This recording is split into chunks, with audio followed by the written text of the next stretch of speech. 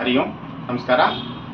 ನಾಳೆ ಗುರುವಾರ 14ನೇ ತಾರೀಕು ಸರಿಯಾಗಿ ಮಧ್ಯರಾತ್ರಿ 12 ಗಂಟೆಗೆ ರಾಮದುರ್ಗ ನಗರದ ಛತ್ರಪತಿ ಶಿವಾಜಿ ಮಹಾರಾಜರ ವೃತ್ತದಲ್ಲಿ 12 ಗಂಟೆಗೆ ಧ್ವಜಾರೋಹಣ ಕಾರ್ಯಕ್ರಮ ನಡೆಯಲಿದೆ.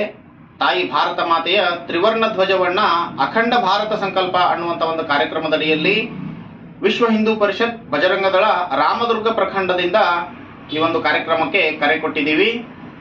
ರಾಮದುರ್ಗ ನಗರದಲ್ಲಿರ್ತಕ್ಕಂತಹ ಸಾಕಷ್ಟು ಜನ ತರುಣರು, ಹಿರಿಯರು ಹಾಗೂ ಮಾತೆಯರು ಈಗಾಗಲೇ ತಮ್ಮ ತಮ್ಮ ಓಣಿಗಳಲ್ಲಿರ್ತಕ್ಕಂತಹ ಆರಾಧ್ಯ ದೇವತೆಯ ಮುಂದೆ ಭಗವನ್ ನಾಮಸ್ಮರಣೆಯನ್ನ ಮಾಡುತ್ತಾ ಅಲ್ಲಿಂದ ಪಂಜಿನ ಮೆರವಣಿಗೆಯ ಮುಖಾಂತರ ತಾಯಿ ಭಾರತ ಮಾತೆಯ ಧ್ವಜವನ್ನ ಹಿಡಿದು ಭಾರತ ಮಾತೆಗೆ ಜಯವಾಗಲಿ ಅಂತ ಹೇಳಿ ಒಂದು ಘೋಷಣೆಯನ್ನ ಕೂಗುತ್ತಾ ಕಾರ್ಯಕ್ರಮದ ಸ್ಥಳಕ್ಕೆ ಆಗಮಿಸುವರಿದ್ದಾರೆ.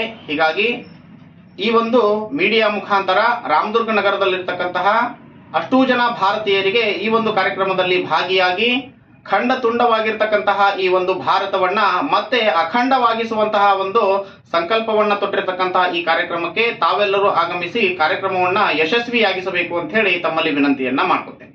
ನನ್ನ ಹೆಸರು ಸಂಗಮೇಶ್ ಉದುಪುಡಿ, ವಿಶ್ವ ಹಿಂದೂ ಪರಿಷತ್ ರಾಮದುರ್ಗ ತಾಲೂಕು ಸೇವಾ ಪ್ರಮುಖ ಅಂತೇಳಿ ಜವಾಬ್ದಾರಿಯನ್ನ ನಿರ್ವಹಣೆ ಮಾಡ್ತಾ ಇದ್ದೀನಿ. ಜೈ ಶ್ರೀರಾಮ್, ವಂದೇ ಮಾತರಂ.